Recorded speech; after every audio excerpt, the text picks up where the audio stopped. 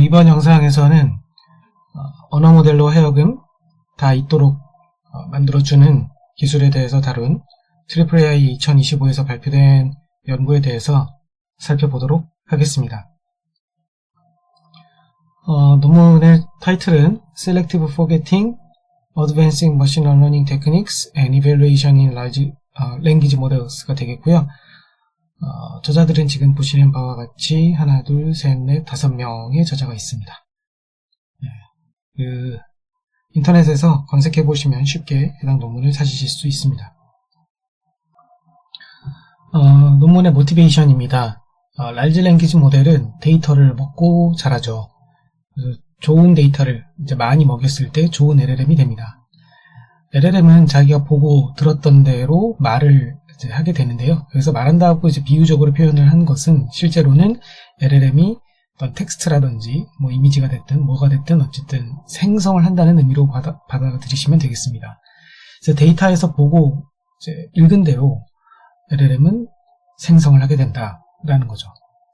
그런데 이때 그 LLM한테 먹여줬던 그 데이터 안에 프라이빗한 데이터가 일부 포함이 되어 있을 수 있을 겁니다. 그렇게 되면 그 프라이빗 데이터를 먹고 자란 LLM은 프라이빗 인포메이션을 제너레이트 하게 될 것입니다. 다시 말해서 프라이빗 인포메이션이 누출이 될 수 있는, 리기 될 수 있는 위험이 발생한다는 거죠.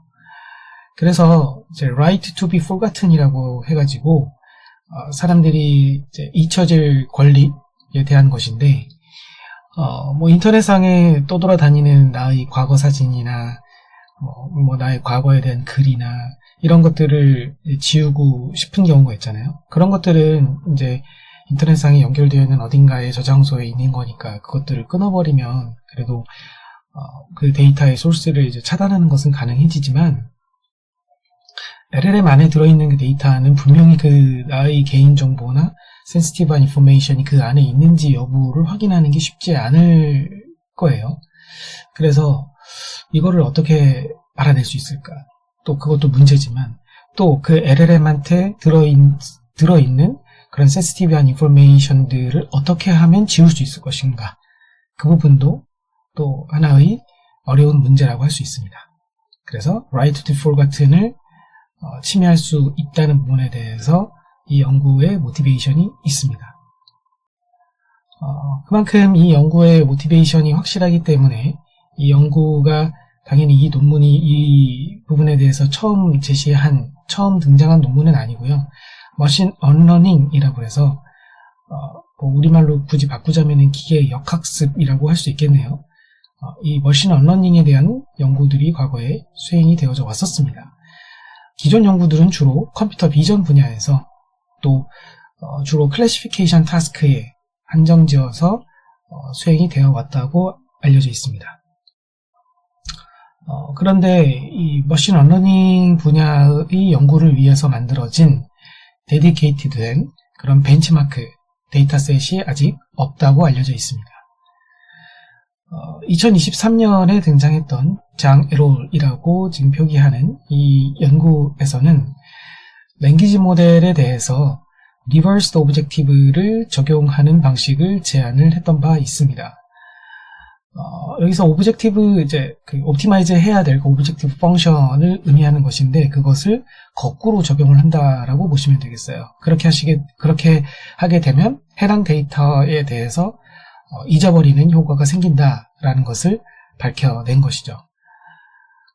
그런데 이 장 에롤 연구와 같은 경우에는 forget 할 대상, 즉 잊어버려야 할 그 대상인 데이터 인스턴스를 통째로 잃어버리도록 그렇게 리버스드 오브젝티브를 적용했다라고 이야기하고 있어요. 그것을 여기서 이제 fully reversed objective를 적용했다라고 좀 표기를 한 것인데요. 이렇게 fully reversed objective를 적용하게 되면 랭귀지 모델의 generation capability에 악영향을 미칠 수도 있다라고 이 연구에서는 지적을 하고 있습니다.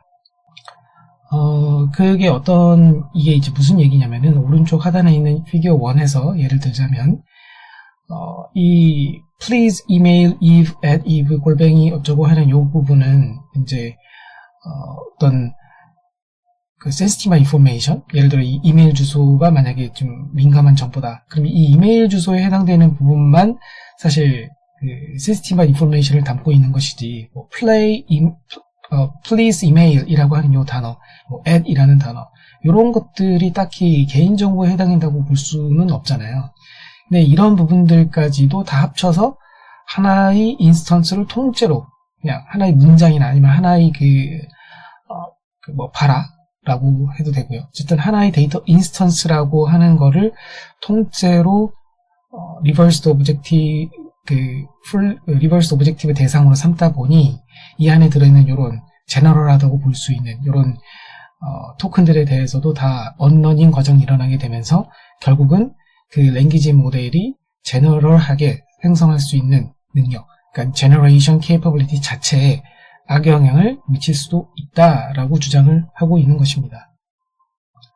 또한 adversarial attack에도 취약하다라고 지적을 하고 있어요. 무슨 얘기냐면 방금 제가 봤었던 요 예시 같은 경우에 please email eve 골뱅이 어쩌고 하는 요 문장에 이어서 일부러 이 earth is round와 같이 어떤 제너럴한 어떤 그 커먼센스 날리지나 아니면 잊어버리면 안 되는 그런 인포메이션을 일부러 여기다 섞어서 주는 거예요. 그러면 그 LLM은 이 데이터를 받아보고서는 이걸 통으로 그냥 의심 없이 그냥 통으로 인스턴스 단위로 그냥 리버스 오브젝티브를 수행을 하게 돼버릴 거고, 그러면은 당연히 제너레이션 케이퍼빌리티에 심각한 지장이 생길 것이다 라는 것입니다. 바로 이런 adversarial attack에 취약하다는 부분을 또 지적을 하고 있습니다. 이 연구의 프로블럼은 랭귀지 모델의 제너레이션 케이퍼빌리티에 대한 그 성능 저하, degradation 리스크를 줄이면서도 동시에 머신 언러닝을 성공적으로 수행을 해보자는 것입니다. 이를 위한 솔루션으로는 과거의 그 장 에롤 연구에서는 인스턴스 레벨, 데이터 인스턴스 레벨로 리버스 오브젝티브를 적용을 했는데 그렇게 안 하고 스팬, 어떤 토큰들에 나열된 스팬이라고 그걸 구간이라고 표현을 하고 있어요. 스팬 기반으로 리버스 오브젝티브를 적용하는, 여기서 설이라고 읽겠습니다. SEUL, 설이라고 이름 붙인 기법을 새로 제시했습니다. 이것이 Selective Unlearning을 줄여서 이름을 붙였다고 보시면 되겠고요. 이 연구의 컨트리뷰션은 일단 첫 번째는 이 제시한 이 설이라는 기법 자체가 일단 첫 번째 컨트리뷰션이고, 그리고 두 번째는 이런 그 머신 언러닝을 위한 이밸루에이션 매트릭 두 가지를 새롭게 제시했습니다. Sensitive EL이라는 거랑 Sensitive MA라는 이 두 가지를 제시했습니다. 그리고 마지막으로 아까 스팬 기반으로 동작하는 이 Selective Unlearning을 제시했다고 그랬는데, 이 스팬이라는 거를 이제 만들어내는 그런 과정도 또 필요하거든요. 그것을 위한 알고리즘을 새롭게 제시를 두 가지를 했습니다. 알고리즘 자체는 되게 심플한데요. 각각 온라인 셀렉션, 오프라인 어노테이션이라고 이름을 붙여서 제시를 했습니다. 첫 번째 컨트리뷰션이었던 설에 대해서 말씀을 들어보도록 하겠습니다. 논문에서는 이렇게 그 수학 심볼들, 매스매티컬 심볼들을 사용해서 설명을 하고 있는데, 본 영상에서도 일부러 그것들만 갖고 와서 PPT를 만들어 보았습니다. 우선 좌상단부터 일단 보시면 되는데, 이 부분이 일반적인 트레이닝이에요. 머신 언러닝이 아니라 이제 머신 러닝에 해당되는 부분이라고 보시면 되겠습니다. 이 A라고 이름 붙인 게 머신 러닝에 대한 과정을 의미하는 것으로 봐주십시오. 그럼 머신러닝 과정은 결국은 데이터를 받아야겠죠. 그래서 트레이닝 데이터셋 D가 있고, 여기서 Z라는 게 데이터들에 대한 스페이스, 데이터 인스턴스 스페이스로 보시면 됩니다. 그래서 그것에 속한 트레이닝 데이터셋 D, 이 안에는 여러 개의 데이터 인스턴스들이 들어가 있는 것으로 보시면 돼요. 그리고 그것을 입력으로 받아서 어떤 모델 하나를 만들어내는 거예요. 그 모델을 H라고 표기하겠습니다. 당연히 여기서 오른쪽에 있는 요 H는 이제 모델 스페이스를 얘기하는 것으로 보시면 되겠고, 그래서 학습이 완료된 모델 H를 얻었다. 그리고 이것은 사실 데이터 D를 입력으로 받아서 A라는 요 프로세스를 함수라고 봤을 때 이 함수의 결과물로 얻는 걸로 볼 수 있기 때문에 AD라고 이렇게 표기를 하는 것과 동일한 것으로 이해를 할 수 있을 것입니다. 자, 이렇게 학습이 완료된 모델을 가지고 결국은 이제 잊어버리고 싶은 어떤 forget 하고 싶은 대상이 있는 거죠. 그러면 그 데이터를 지금부터는 df라고 부르도록 하겠습니다. 여기서 f가 forget의 앞글자를 뜻하고 보시면 되는 거고, df는 training dataset의 부분 집합으로 그렇게 보시면 되겠습니다. 자, 그럼 df와 학습이 완료된 모델 h를 입력으로 받아서 머신 언러닝 프로세스인 u라고 이름 붙인 과정을 밟게 됩니다. 이때 옵셔널하게는 원래의 그 트레이닝 할 때 사용이 되었던 d도 입력으로 받을 수도 있습니다. 자, 어쨌든 이 프로세스를 밟아서 나오는 것이 바로 새로운 모델, 이제 그 머신 언러닝 과정을 마친 h-라고 해서 표기를 하고 있습니다. 자, 그러면 바로 이 네모박스를 제거한, 아래쪽 네모박스를 제외한 이 윗부분까지는 사실상 일반적인 머신 러닝과 머신 언러닝 과정을 이렇게 매스매티컬 심볼을 사용해서 개념적으로 그려봤다고 할 수 있어요. 근데 여기서 설이라는 기법의 차별화된 부분이 어디서 나오는 거냐면 이 forget dataset에 대한 df를 어떻게 정의하느냐에 따른 것이에요. 그 부분을 여기 네모박스에서 따로 표기를 해드리고 있는데, 과거 연구, 이 연구에서 주로 모티베이션도 삼고 있으면서 라이벌 메소드로 지금 보고 있는 게 장에로 2023 연구거든요. 이 연구에서는 이 df를 forget set이라고 정의하고 있고, x1, x2, x3, 그러니까 결국은 이 D에 속해 있었던 인스턴스들 중에서 잊어버려야 할 부분을 담고 있는 인스턴스들의 모음입니다. 그래서 예를 들어 여기서 x1이라는 놈을 이런 식으로 email me at 어쩌고저쩌고 한 다음에 갑자기 제너럴한 하나의 knowledge, 커먼센스에 해당되는 부분이 갑자기 나왔죠. 그리고 나서 또 다시 sensitive information을 담은 게 나왔고, 이런 식으로 요 하나가 통째로 인스턴스인 거예요. 문장 3개가 합쳐져서. 그럼 요거 전체에 대해서 머신 언러닝 과정이 이루어지게 되면은 아까 얘기한 대로 이런 두 번째 문장 때문에 모델의 그 제너레이션 케이퍼빌리티에 타격을 입힐 수 있다라는 거죠. 또한 꼭 이렇게 이런 두 번째 문장 같은 adversarial한 이런 센텐스가 삽입되지 않았다고 하더라도 email me라는 단어라든지 my phone이라는 단어 자체가 sensitive information이 아니잖아요. 그러니까 이런 부분들까지도 다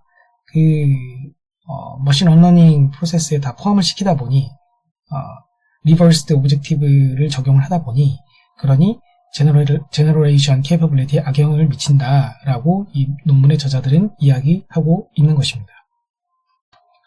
그래서 이 논문에서 제시한 것은 forget span set이라는 것입니다. 그래서 과거 연구에서는 x1, x2, x3라고 여기서 표기를 했었다면 그 각각의 데이터 인스턴스들에 대해서 span에 대한 set이라고 정의한, 여기서는 sx1이 되겠고요. sx1은 x1이라는 인스턴스로부터 만들어진 span set입니다.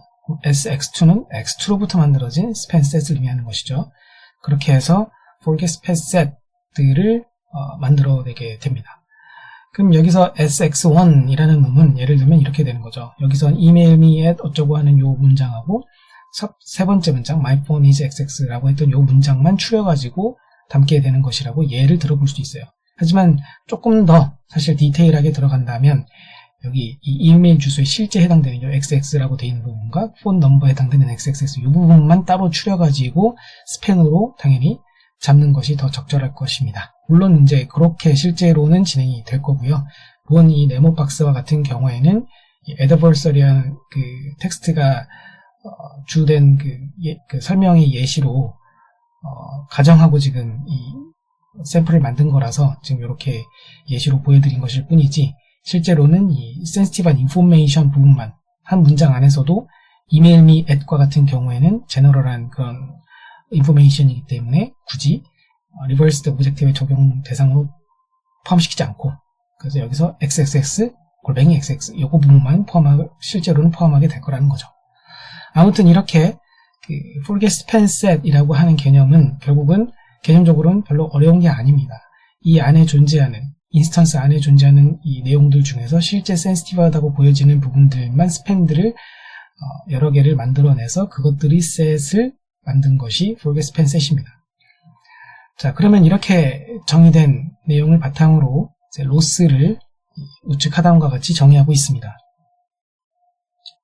이 loss 함수 LUL이라고 되어 있는데 UL은 unrunning을 의미하는 것이겠죠. loss 함수는 AD와 X를 받도록 되어 있는데 X가 이제 forget할 데이터들을 의미하는 것이고 데이터를 의미하는 것이고 그리고 AD는 요 트레인드 모델이에요. 그 모델과 잊어버려야 할 대상인 데이터 X를 받았을 때 그거에 대하여서 그 데이터 X에 대한 forget set이라고 아까 그 forget span set이라고 정의했었던 요 SX를 얻어내는 거예요, 먼저. 그리고 그 안에 들어있는 각각의 스팬들에 대하여서 그 스팬에 들어있는 토큰들을 대상으로 이 T가 이제 토큰 인덱스라고 보시면 됩니다. 그 토큰들을 대상으로 probability 값을 구해서 그거에 대한 로가리즘을 취해가지고 다 더하는 거다 라고 보시면 되겠습니다. 자, 그러면 스팬을 어떻게 그럼 얻어낼 수 있는 것인가, 그 부분에 대해서 두 개의 알고리즘을 새로 제시를 했었다고 말씀을 드렸는데, 첫 번째 녀석은 온라인 셀렉션 알고리즘입니다. 이 알고리즘의 어썸션은 뭐냐면 프라이빗한 인포메이션, 센시티브한 인포메이션들은 커먼 날리지가 아니기 때문에 학습 과정에서 거의 못 봤을 거다. 그러니 모델 입장에서 봤을 땐 라이클리후드가 낮을 거다라는 점을 이용하는 것입니다. 그래서 라이클리하지 않은 것들, 모델 관점에서 봤을 때 그런 것들을 forget span으로 포함을 시키자라는 거예요. 그래서 두 개의 스텝으로 이루어지는데, 첫 번째는 여기 수식에서 보여지는 것처럼 각각의 토큰 X, 이미 T번째의 토큰 XT에 대하여서 다 이렇게 그 probability 값을 구해가지고 그것이 이미 어떤 주어진 threshold 값보다 작은 경우에 그것들을 다 취하는 것입니다. 그리고 두 번째 스텝에서는 그렇게 구해진 forget span들이 있을 건데 그 forget span 사이에 끼어있는 한 개짜리 토큰들이 있으면 그것도 span에다가 다 포함을 시킨다 라고 보시면 되겠습니다. 굉장히 심플한 알고리즘이라는 것을 알 수가 있습니다. 두 번째 알고리즘은 오프라인 어노테이션이라고 이름 붙여서 소개하고 있는데요. 이거는 그냥 다른 LLM을 쓰는 거예요. 다른 LLM한테 프롬프트를 잘 설계해가지고 줘가지고 주어진 그 데이터 X가 있을 때 그 X에서 스팬 캔디데이트 세트를 얻어내는 것입니다. 결국엔 그냥 다른 모델을 갖다 쓰겠다는 거죠. 그렇게 해서 얻어낸 캔디데이트들에 대하여서 다시 한번 두 번째 스텝에서는 그 LLM한테 그 스팬 캔디데이트를 직접 줘가지고 인스턴스 통째로 주는 게 아니라 스팬만 따로 취해가지고 주는 겁니다. 그래서 각각의 스팬에 대해서 0점에서 2점 사이로 점수를 매깁니다. 그래서 0점은 필터링을 하는 식으로 적용을 했다라고 설명하고 있습니다. 이때 이제 위에 설명드린 첫 번째 방식을 취하게 되면은 얘는 이제 갖고 있는 모델을 갖고 쭉 그냥 데이터 훑어가면서 이렇게 그 셀렉션을 할 수 있는 거니까, 그래서 코스트 이펙티브하다. 그리고 갖고 있는 모델을 갖고 쭉 한번 훑고 내려가면서 전체 데이터를 보지 않고 쭉 하나씩 순서대로 보면서 찾아내는 것이니까는 이거는 온라인 셀렉션이다 라고 아마 이름을 붙인 것 같습니다. 반면에 아래쪽 그 오프라인 어노테이션 방법 같은 경우에는 외부 모델을 쓰고 있죠. 대신 이거는 이제 첫 번째 방식과는 달리 단지 그 probability, 각각의 그 텀에 대한 probability 값을 다 구해가지고 직접적으로 threshold 값으로, 어떻게 보면 이건 주먹구구시라고 할 수 있는데 이런 방식으로 하는 게 아니기 때문에 전체를 다 보고 그 LLM한테 전체를 다 줘가지고 프롬프트를 잘 줘가지고 결과 스팬들을 그 캔디데이트를 만들어내는 방식이기 때문에 더 아마도 스팬이 정확하게 잡힐 거다라고 이야기를 하고 있습니다. 그리고 이밸류에이션 매트릭도 두 개를 새로 제시를 했다라고 아까 설명을 드렸는데요. SEL이라는 거랑 SMA였습니다. 먼저 SEL과 같은 경우에는 과거에 존재했었던 EL이라고 하는 게 이미 있었습니다. 근데 그거에서 센시티브하게 바꿨다. 그래서 이름이 센시티브 EL이라고 보시면 되겠습니다. 여기 수식에서 우선 A랑 B 같은 경우에는 그냥 이미 어떤 센텐스의 뭐 파트 라고 보셔도 되고, 어쨌든 이미 어떤 토큰 시퀀스라고 그냥 보시면 되겠고요. 특히 B 같은 경우에는 프라이빗 인포메이션이 포함됐다고 사실 의심하고 있는 상황으로 그렇게 보시면 되겠습니다. 그리고 SB 같은 경우에는 B 센텐스 안에 들어있는 프라이빗 인포메이션, 센시티브 인포메이션에 대한 부분을 가리키는 것입니다. 자, 그럼 여기 OVL, 이 이제 오버랩을 줄여서 쓴 건데, 오버랩 N, AB와 같은 경우에 여기서 N은 Ng의 N을 의미하는 것입니다. 엔그램에 대해서는 제가 따로 설명을 드리진 않을게요. 자, 그러면은 여기서 A랑 B 두 개의 시퀀스, 토큰 시퀀스가 주어져 있을 때, 그러면은 이 A 안에 들어있는 모든 엔그램들의 개수, 분해, 그것들 안에서 들어있는 각각의 그 엔그램 아이템들에 대하여서 그것이 B 안에 들어가 있으면은 그것들의 카운팅을 해가지고 더한다는 얘기잖아요. 그것들의 카운팅을 해서 그걸 분자로 취한다는 얘기잖아요. 그러니까 얼마나 말 그대로 그냥 단순히 겹쳐있나를 구하는 것이라는 것을 알 수가 있습니다. 자, 그러면 SOVL이라고 지금 정의한 두 번째 녀석을 보시면 이 앞에 있는 S가 sensitive죠. 왜 sensitive인가를 이제 보시면은 분모 부분 같은 경우에는 A의 ng램에 속한 각각의 아이템들에 대하여서 그것이 SB라고 하는 부분하고 교집합이 그 공집합이 아니면, 즉 센텐스 내 프라이빗 인포메이션에 해당되는 그런 부분들에 대하여서 겹친 부분이 있기는 한 거죠. 그런 것들이 분모 부분에 해당이 돼요. 그런 것들의 개수가. 근데 분자 부분을 잘 보시면 바로 이 분모 부분에 대한 요 조건이 그대로 등장을 하면서 AND 기호가 붙어서 하나가 더 붙죠. 그래서 이거는 그 겹쳤던 부분이 실제로 B 안에 정말로 들어가 있느냐라는 겁니다. 그래서 프라이빗 인포메이션이랑 조금이라도 겹친 것들 중에서 완전히 겹친 것들의 비율을 구하는 것이라고 볼 수 있습니다. 사실 이 수식이 조금 애매하게 정의가 돼 있다고 볼 수가 있는데요. 그 이유는 뭐냐면 사실 잘 생각을 해보면 센텐스 B에서 private information에 해당되는 부분이 SB이기 때문에 사실은 SB에 해당되는 부분은 당연히 B 안에 다 있다고 볼 수 있는 거잖아요. 그런데 C랑 SB랑 교집합이 이렇게 공집합이 아닌 경우에 대해서 그 C가 SB랑 겹치는 그 부분이 당연히 B 안에 들어있을 수밖에 없는 거잖아요. 사실상 그 의미를 생각을 해보았을 때. 그렇기 때문에 사실 이게 조금 애매하게 써져 있다고 볼 수가 있고요. 사실상 이 수식을 통해서 저자들이 원래 의미하고자 했던 바는 이렇게 해석이 가능할 것 같습니다. 그러니까 센텐스 B랑 봤을 때 센텐스 B에 대해서 거기서 private information에 해당되는 부분하고 완벽하게 n그램으로 일치는 하지 않더라도 조금이라도 겹쳐있는 그런 부분들을 A의 n그램들 중에서 조금이라도 그것과 겹쳐있는 부분들을 카운트를 다 해보고 그것들 중에서 B의 사실상 이게 n그램이라고 보시면 되는 거예요. n그램 안에 확실하게 속해져 있는 완전히 겹쳐있는 것들의 비율을 구하고자 하는 것이었다라고 볼 수 있을 것 같습니다.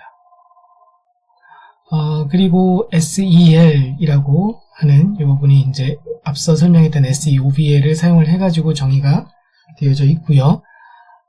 이 수식이 의미하는 것은 결국 어떤 주어진 인스턴스 X가 있을 때 private information 이 안에 들어있을 수도 있는 거죠. 그랬을 때 그것에 대해서 주어진 랭귀지 모델이 얼마나 그것을 생성을 해내는지에 대한 그 비율을 나타내고 있다라고 보시면 되겠습니다. 수식 레벨로 조금만 더 디테일하게 보면 분모 부분은 그냥 정교화를 위해서 있는 부분이니까 생략하고요. 분자 부분을 잘 보면 주어진 이 X에서 이렇게 꺽쇠 T라고 되어 있는 게 T 스텝 이전까지의 그 토큰들을 사용을 해가지고 랭귀지 모델로 하여금 생성을 하게끔 했다는 얘기예요. 그러면 T 스텝부터 해가지고 T번째 스텝부터 해가지고 토큰들이 막 생겨났겠죠. 그랬을 때 그것에 해당되는 그 텍스트와 그리고 실제 그 private information에 해당되는 진짜 그 데이터에 존재했던 그 텍스트를 비교를 해가지고 SOVL을 구하는 것이죠. 그러니 만약에 여기에 이제 private information이 실제 존재했다면 그렇다면 그것에 대하여서 private information과 조금이라도 겹쳐있는 것들 중에서 완전히 겹친 것들의 비율을 구해서 그것을 총합을 구하고 그것을 조금 표현이 격하긴 하지만 결국 이제 n방을 하는 거죠. 그렇게 그랬을 때 그것이 얼마나 되는지를 정의를 한 것이기 때문에 이 수치값은 클수록 좋지 않다라고 볼 수 있을 것입니다. SMA라는 것도 이제 기존에 존재하던 MA에 대한 센시티브 버전이라고 볼 수 있겠고요. 이것은 수식으로는 이렇게 표현이 가능할 것 같습니다. 우선 분모 부분을 보면은 주어진 X가 있을 때, 인스턴스 X가 있을 때 그것에 대해서 스팬 셋이죠. 그것들에 속한 그 T번째, 임의의 T번째 그 XT, 토큰 XT에 대해서 개수를 쫙 구하는 거라고 보면 되겠고요. 분모 부분은.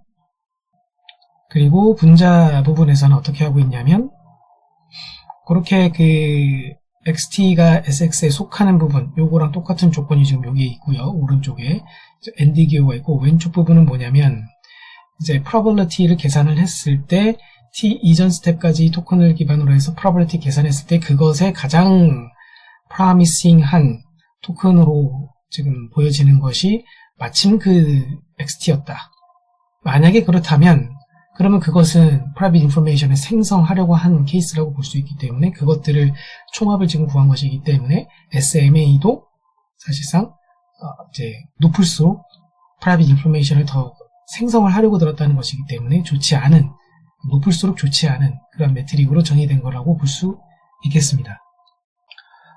여기서 이 두 가지 이밸루에이션 매트릭이 기존과는 달리 센시티브하다라고 주장을 하는 이유가 결국은 그 스팬, 특히 이제 그 SB, 여기서 SX 이렇게 정의된 부분에 대해서만 분모를 일단 두고 있잖아요. 그렇게 해서 카운팅을 해주고 분자도 당연히 똑같은 조건을 줘가지고 이제 카운팅을 해주고 있죠.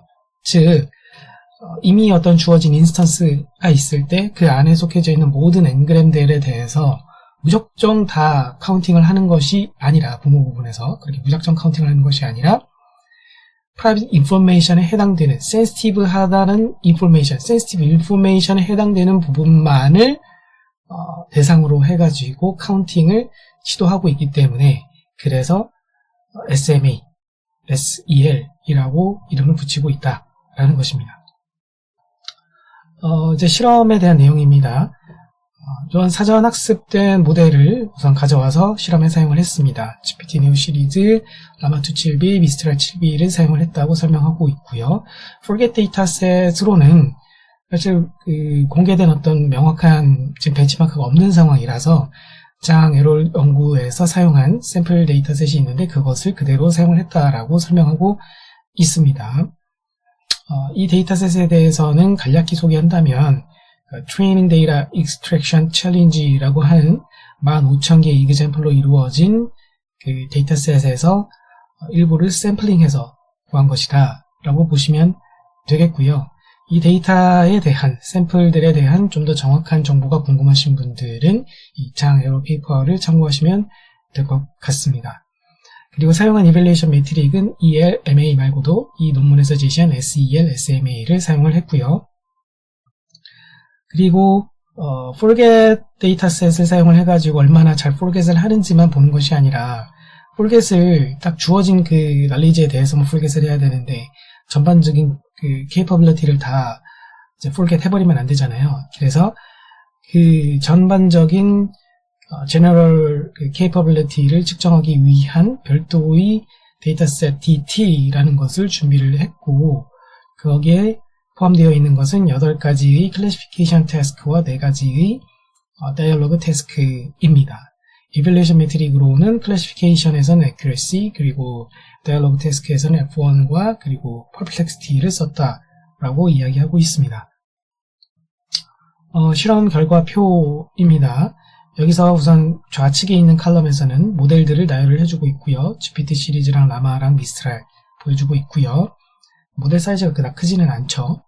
그리고 여기서 두 번째 칼럼은 여기 이렇게 통으로 해서 forget evaluation, DF라는 forget 데이터셋에 대한 evaluation 결과이고 오른쪽에는 classification, average 결과이고 그리고 dialogue에 대한 태스크에 대한 또 average 결과 그리고 오른쪽은 number of epoch이라고 보시면 되겠습니다.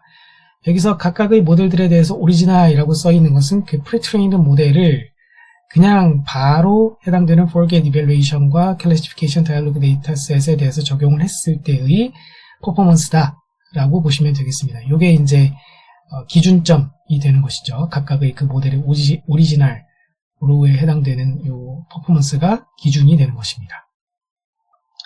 자, 그러면은 이때 이제 보면은 크게 두 가지의 observation을 볼 수 있는데요. 첫 번째는 forget evaluation에 대해서 봤을 때 본 논문에서 제시한 설이라는 것이 KUL, 그래서 KUL이 장 에롤 연구를 KUL이라고 지칭하고 있어요. 그 연구보다 전반적으로 더 나은 성능을 보였다. 이 볼드체로 되어 있는 것들이 다 이제 전반적으로 더 나은 성능을 보였다라고 강조하고 있는 것이에요. 물론 여기서 한두 개 정도는 GPT 네오 같은 경우에 그 설보다는 KUL이 더 좋은 성능을 보이는 것도 있지만요. 그 GPT 네오에서 KUL이 더 낮은 EL과 MA 요 두 개 기준으로 보면은 이제 작은 사이즈일 때 더 그런 경향을 보이는데 GPT 네오가 더 낮은 그 수치를 보였다. 그런데 이것은 오히려 좋지 않은 거다.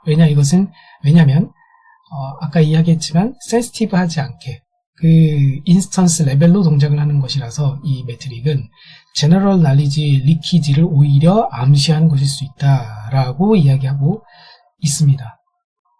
실제로 이것을 뒷받침하는 것이 클래시피케이션 타스크나 그리고 다이얼로그 타스크 같은 경우에 성능이 비교적 더 크게 떨어졌다는 것을 알 수가 있어요. 특히 이제 다이얼로그 타스크에서는 눈에 띄게 아주 크게 그 성능이 감소하는 것을 볼 수 있습니다.